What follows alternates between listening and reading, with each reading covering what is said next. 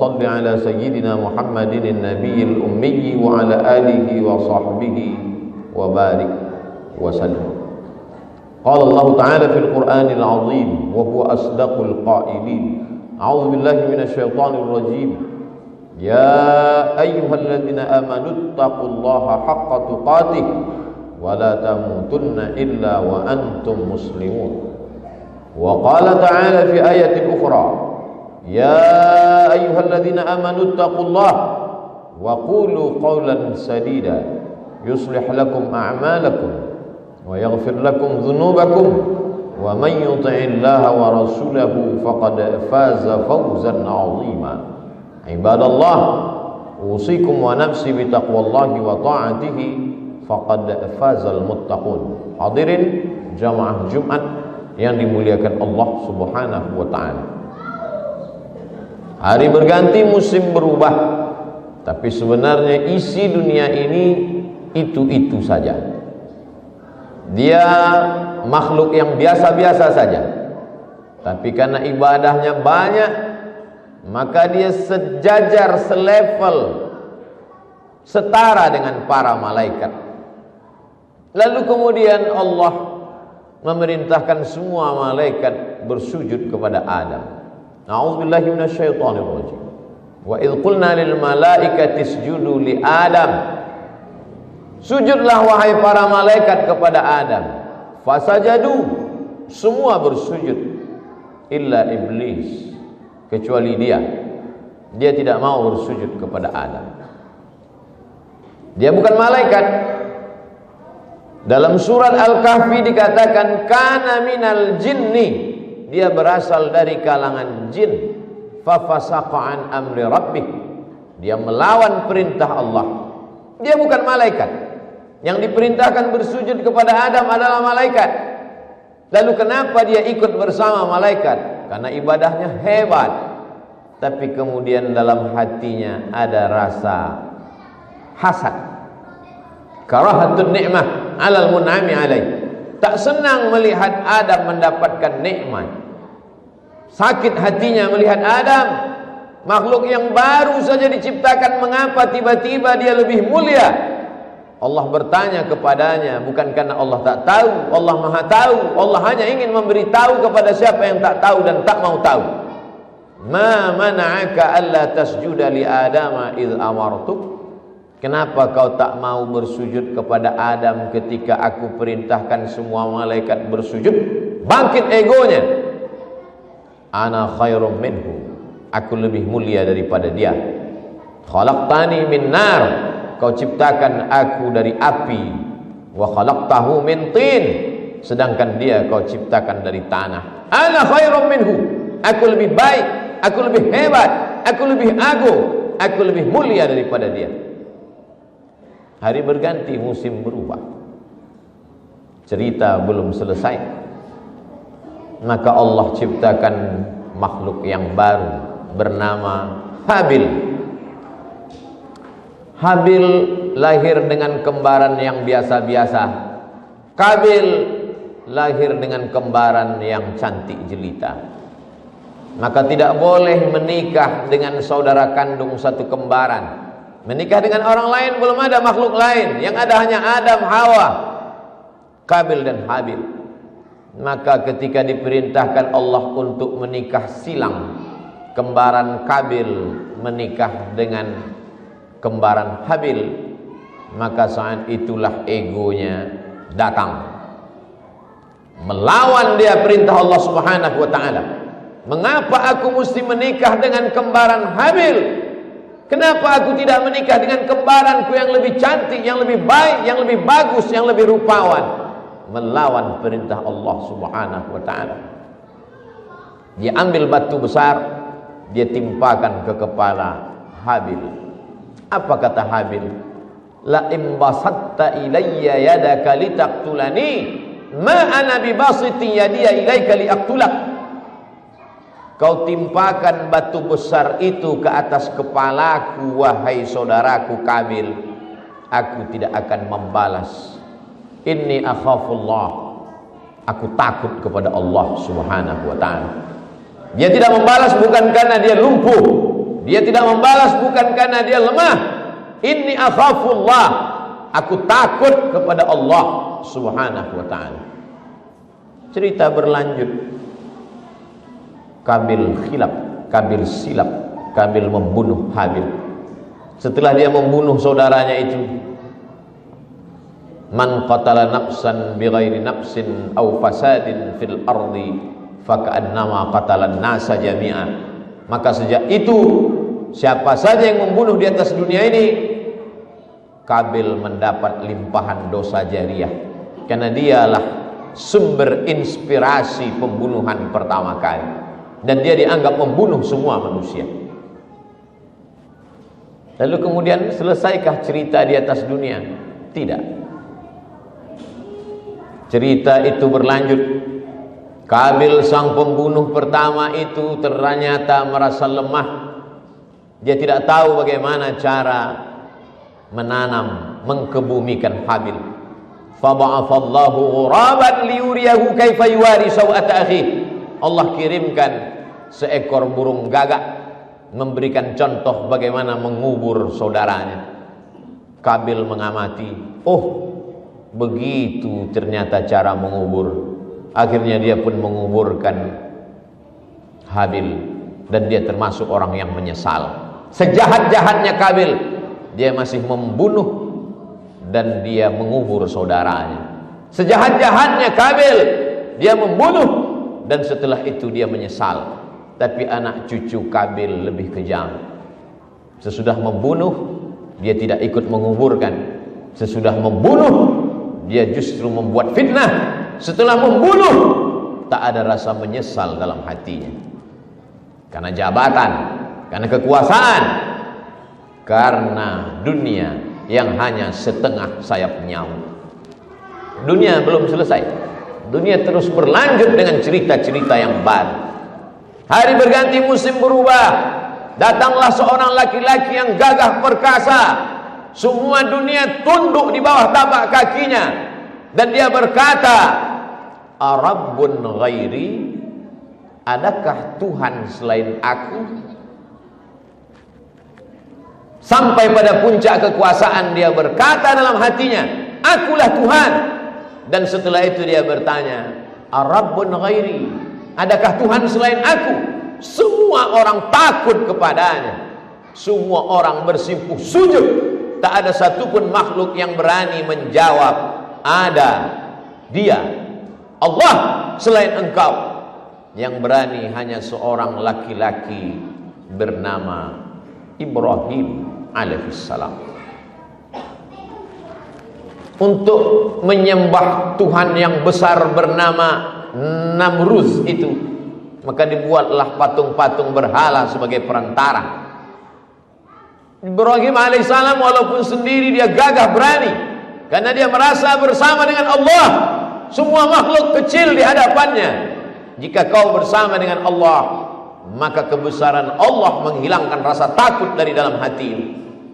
Ketika penduduk kampung pergi memetik hasil kebun, Ibrahim alaihi salam menghancurkan berhala-berhala sembahan perantara antara rakyat dengan Tuhan Raja Namruz yang gagah perkasa itu.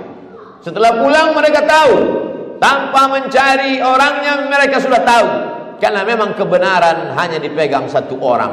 Mudah menuduh, mudah mencari fakta dan data, karena memang hanya satu yang berani berkata benar. Mereka tangkap Ibrahim, mereka tanya, mereka interogasi, a anta fa'alta hadza bi alihatina ya Ibrahim? Engkaukah yang mudah melakukan ini kepada tuan-tuan kami, menghancurkan patung-patung kami, meluluhlantakkan berhala-berhala kami? Ibrahim dengan ringan menjawab, bal fa'alahu kabiruhum hadza. Yang melakukan ini bukan aku, yang melakukan ini patung yang paling besar. Ibrahim menggantungkan kampak di leher patung besar itu. Kata Ibrahim, fas'aluhu in kanu yantiqun. Kalau kalian tidak percaya, tanyalah patung-patung itu. Kalau memang mereka bisa menjawab. Ibrahim sedang menggunakan akalnya. Kalian sembah patung yang tak bernyawa, tak dapat berkata-kata, sedangkan membela dirinya saja dia tidak mampu, apalagi membela kalian. Menolak mudarat dari dirinya saja dia tidak sanggup, apalagi menolak mudarat dari kalian. Ternyata orang yang punya kekuatan itu otaknya lemah, fisiknya kuat, tapi otaknya tidak mampu menjawab argumentasi Ibrahim alaihissalam. Memang sudah menjadi tradisi orang dari dulu, kalau kalah otaknya, ototnya akan bangkit. Mereka kumpulkan kayu-kayu kering, harriquhu, bakar dia.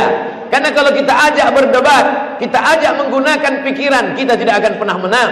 Inilah masanya kita pakai kekuasaan, kita pakai kekuatan kita, bakar dia, habisi dia, bunuh dia, supaya tenang kita di atas muka bumi ini. Mereka kumpulkan api, mereka bakar Ibrahim alaihissalam. Di situ datang pertolongan Allah. Apa kata Allah? Ya nar, wahai api, kuni bardan wasalaman, jadilah engkau sejuk dan selamat ala Ibrahim. Maka sifat api yang membakar berubah menjadi menyelamatkan.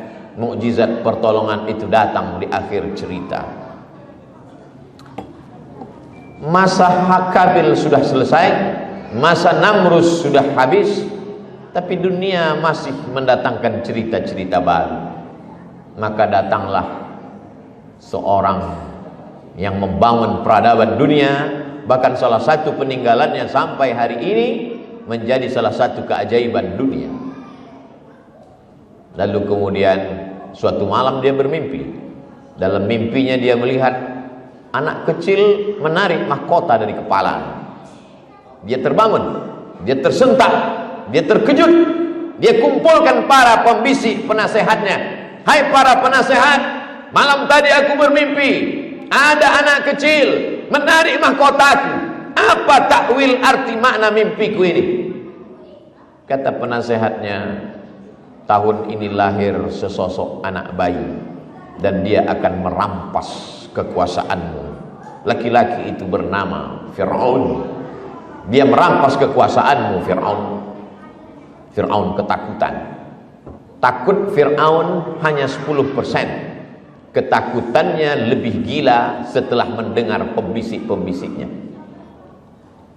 Ternyata Fir'aun yang gagah perkasa itu ketakutan bukan dengan sosok jasad tubuh manusia. Dia takut dengan mimpi melihat anak kecil. Melihat anak kecil dalam mimpi pun dia takut. Bayangkan ketakutan di ambang batas ketakutan manusia. Hari berganti, musim berubah. Apa yang dilakukan oleh Fir'aun? Semua anak-anak kecil yang dikhawatirkan akan menjadi orang besar, yang ditakutkan akan merampas kekuasaan, mengambil mahkotanya, bunuh. Yudzabbihuna abna'ahum wa yastahyuna nisa'ahum. Anak laki-laki potong, sembelih, bunuh, habisi. Anak perempuan biarkan, karena mereka tidak akan melawan. Tapi Allah punya cerita begitu indah. Wa auhayna ila ummi Musa, kami kirimkan pesan kepada ibu Musa, an ardi'i, susukan anakmu. Fa in khifti alaih, kalau kau takut anakmu itu akan disembelih, fa alqihi fil yammi, hanyutkan dia ke sungai Nil. La takhafi, jangan kau takut, wa la tahzani, jangan kau sedih. Inna radduhu ilaik, nanti kami akan kembalikan dia kepada engkau. Wa ja'iluhu minal mursalin, kami jadikan dia salah satu dari nabi-nabi dan rasul-rasul yang kami utus. Apa yang terjadi kepada Musa alaihissalam? Musa selamat. Dipukulkannya tongkatnya kataudil azim. Dua sisi sungai Nil menjadi bukit yang besar. Lewatlah 600.000 orang Palestina menuju bumi yang dijanjikan Allah Subhanahu wa ta'ala. Ketika itu apa yang terjadi pada Fir'aun? Falamma adrakahul gharaku, tenggelam dia. Di saat tenggelam itulah baru dia tersadar, barulah dia tahu, dan dia mengaku amantu bi Rabbi Musa wa Harun. Aku beriman dengan Tuhan yang ditembah oleh Nabi Musa dan Harun. Tapi saat itu penyesalan tak lagi bermakna. Innallaha la yaqbalu taubatal abdi. Allah hanya menerima taubat seorang hamba. Innallaha yaqbalu taubatal abdi. Allah hanya menerima taubat seorang hamba qabla an yugharghir, sebelum ghargharah. Kalau sudah ghargharah, nyawa di tenggorokan, tertutuplah pintu taubat kepada Allah Subhanahu wa taala. Fir'aun hanya takut pada mimpinya, tapi orang zaman modern lebih gila. Dia takut pada mimpi orang lain. Orang lain pun tidak boleh bermimpi. Mimpi pun dilarang. Aneh bin ajaib. Tapi memang begitulah manusia. Selesaikah cerita dunia? Belum. Hari berganti, musim berubah. Berjalanlah Nabi Isa alaihissalam di tengah pendeta Yahudi.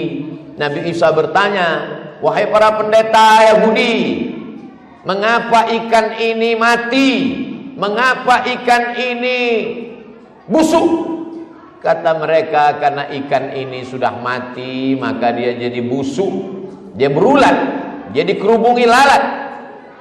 Kata Nabi Isa alaihissalam, ikan ini busuk bukan karena dia mati, tapi karena garam tidak asin lagi. Tersinggung pendeta-pendeta Yahudi.